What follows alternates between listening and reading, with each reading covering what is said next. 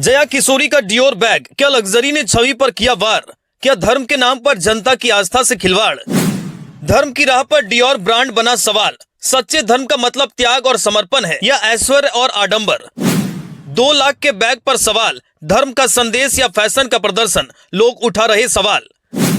क्या लोगों की भक्ति को अपने निजी लाभ के लिए इस्तेमाल करना सबसे बड़ा पाखंड? हाल ही में जया किशोरी को एक महंगे ब्रांड डियोर का बैग इस्तेमाल करते हुए देखा गया, जिसकी कीमत 2 लाख रुपए से ज्यादा बताई जाती है और कहा जाता है ये बैग गाय के चमड़े से बना होता है।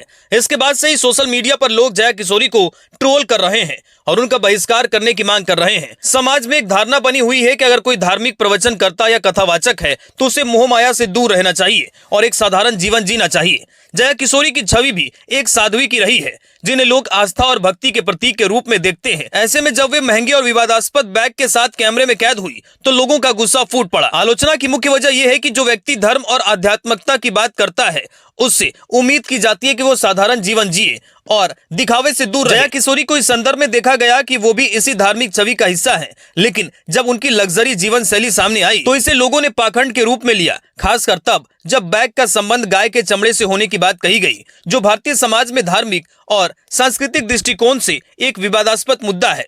जया किशोरी ने इस मुद्दे पर सफाई देते हुए कहा कि उन्होंने कभी नहीं कहा कि वो मोह माया से दूर है या साध्वी है। उन्होंने स्पष्ट किया कि लोगों ने ही उन्हें एक साध्वी का रूप दे दिया है, जबकि वे खुद ऐसा नहीं मानती। वे कथावाचक है और लोगों को धर्म और जीवन के मूल्यों के बारे में बताती है, लेकिन इसका ये मतलब नहीं वे खुद एक सन्यासिनी या तपस्विनी है। उनका कहना था कि उन्होंने कभी भी मोह माया से दूर रहने का उपदेश नहीं दिया। वे भी एक सामान्य इंसान है और उनके पास भी अपनी व्यक्तिगत पसंद और इच्छाएं हैं।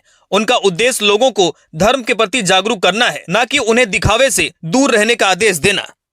ये मुद्दा सिर्फ जया किशोरी तक सीमित नहीं है। ये सवाल उठता है कि क्या हमारे समाज में धर्म का दिखावा किया जा रहा है? बहुत से लोग जो खुद को धार्मिक गुरु या आध्यात्मिक मार्गदर्शक के रूप में प्रस्तुत करते हैं, वे असल में अपनी लग्जरी जीवन शैली और भव्य आयोजनों के लिए जाने जाते हैं। वे जनता के सामने धर्म और भक्ति की बात करते हैं, लेकिन पर्दे के पीछे उनकी जीवन शैली आम लोगों से काफी अलग होती है। जया किशोरी का मामला इसलिए भी अहम है क्योंकि ये हमें यह सोचने पर मजबूर करता है कि क्या हम धर्म और अध्यात्म के नाम पर दिखावे को बढ़ावा दे रहे हैं?